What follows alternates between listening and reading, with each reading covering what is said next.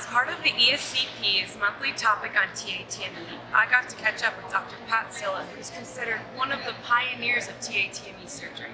She not only has the largest cadaveric series to date, but she also performed the very first taTME case back in 2009 alongside Dr. Antonio Lacey. Currently, Dr. Sylla is an associate professor of surgery in the Division of Colon and Rectal Surgery here at Mount Sinai Hospital in New York City. Today, she's going to talk to us a little bit about rigid transanal endoscopic platforms, as well as share some of her insights and thoughts on current and future trends. Hi, Dr. Sylla. Thank you again for taking the time to come here and share some of your experiences regarding taTME. It's my pleasure. You've really helped implement taTME since 2009. Can you just share some of your general experiences with the transanal endoscopic platform? Yes. So when we first started taTME, we were using actually rigid platforms. Rigid metal platforms were used for the first cadaveric series, also for the first animal series, and even the first clinical case was actually done using a rigid platform. And ever since, there's been an introduction of disposable platforms, which are a lot easier to manipulate, cheaper, easier, wider access to surgeons around the world. And that's really helped the adoption of taTME around the world.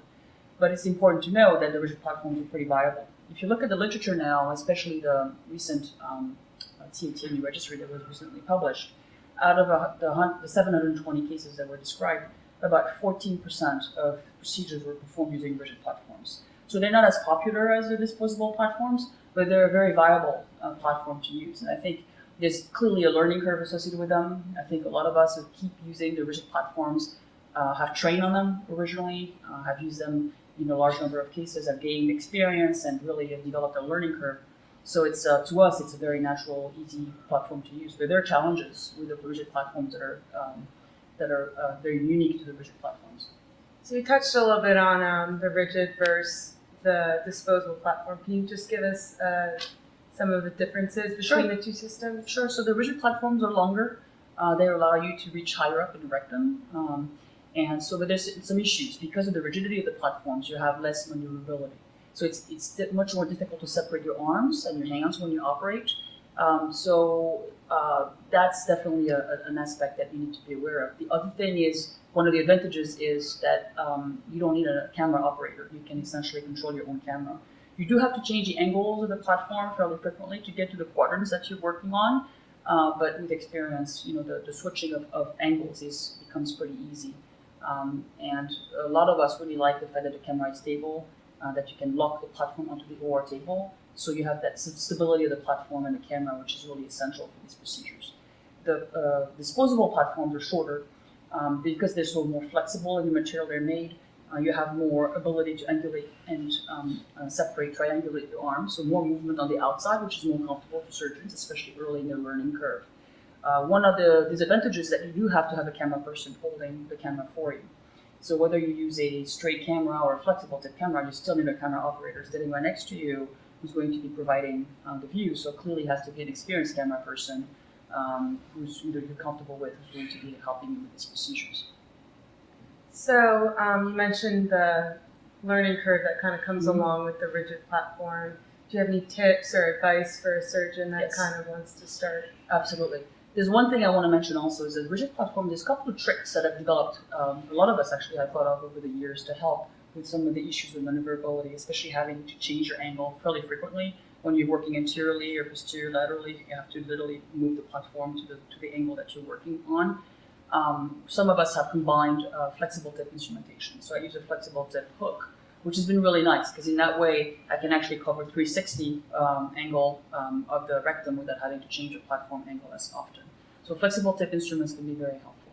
But in general, when you come to deciding which platform you're going to use, there's no question, there's no way to really replace a learning curve. So you still need to train, you still need to be familiar with the platform, first with just regular endoluminal procedures, regular full thickness or superficial excisions or rectal lesions before you tackle taTME. But this learning curve, you need to really still have prerequisite skills and ideally take a workshop. Just like for any other taTME training, we've been recommending clearly adequate training on cadavers before you take on taTME clinically. But it really has to do with your experience and your comfort level through the platform. So the learning curve on the platform is really essential. Regarding some of the instruments and platforms used in taTME, can you just give us some information on some of the future trends you see upcoming? I think what's been the most exciting is seeing different types of equipment made to facilitate those procedures. So one of the most recent introduction was the insufflation mechanism, the insufflation machines that really can maintain a pneumoperitoneum during these procedures. And so we've seen several companies come up with these products, which can be very, very helpful to maintain the stability in the pneumorectum during these procedures, evacuate the smoke while maintaining the stability of the image. So this is very exciting and very helpful in the field of transanal endoscopic surgery. The other exciting development has been endoluminal robotic platforms. So we're paying very close attention to those platforms because it can really help potentially navigate the rectum endoluminally better and with robotic assistance. So you get some of those benefits of the rigid platforms, meaning that those robotic platforms are introduced through a rigid anoscope or platform at the anus, and then you deploy robotic arms. And because of the robotic actuation of the arms, you're able to really manipulate the tissues much easier, much more comfortably, and reach those difficult angles. That combined with obviously a robotic advanced type of imaging technology, which also will help these procedures tremendously. So we've heard about the Intuitive SP platform. Obviously, everybody's very excited about it.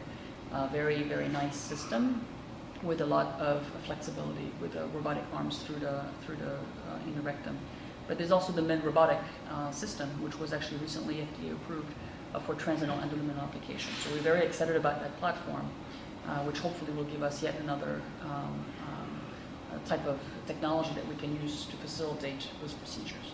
So we're really interested in seeing whether or not these robotic platforms can shorten the learning curve, make adoption easier, maybe reduce the technical difficulties of the taTME. That's something that remains to be seen, but clearly, I think as the technology progresses, not only can we potentially go further up along the sigmoid, where clearly the Holy Grail will be able to carry out those dissections even higher up in our sigmoid colon or even higher, but to really shorten the learning curve. So these two aspects of the potential that these platforms can introduce is of great interest to all of us. And then lastly, could you just tell us a little bit about the case you submitted to ESCP for taTME month? Oh, of course. So, I mean, you've heard from experts around the world. I think there's no question we've been using this approach for rectal cancers, obviously low and mid-rectal cancers. I think what's been really amazing to me is having done these procedures 9 years now, studying with cadaver models. I'm always impressed with how creative people can get once you realize what you can do with these platforms and tackle more complex rectal pathologies with these platforms. With transanal endoscopic surgery has been remarkable. So you see a lot of innovation and creativity from surgeons using these platforms to tackle procedures that were not otherwise performed that way. So I think this case is particularly telling in sort of thinking outside the box. When you're presenting with a situation or a pathology that really calls upon a little bit of creativity, thinking outside the box, using different types of technologies and different types of surgical techniques to deal with the situation at hand. So I'm presenting this case where there was a little bit of a complication. The patient was supposed to get an elective taTME for a giant rectal polyp with a focus of invasion, but had a very unusual presentation the day of surgery, which we were confronted with and had to make a fairly quick decision. So I think the audience will appreciate how you can really employ those transanal endoscopic techniques to just get the job done. So please enjoy. Well, thank you very much. It's been an honor. My pleasure. Dr. Patricia Sylla.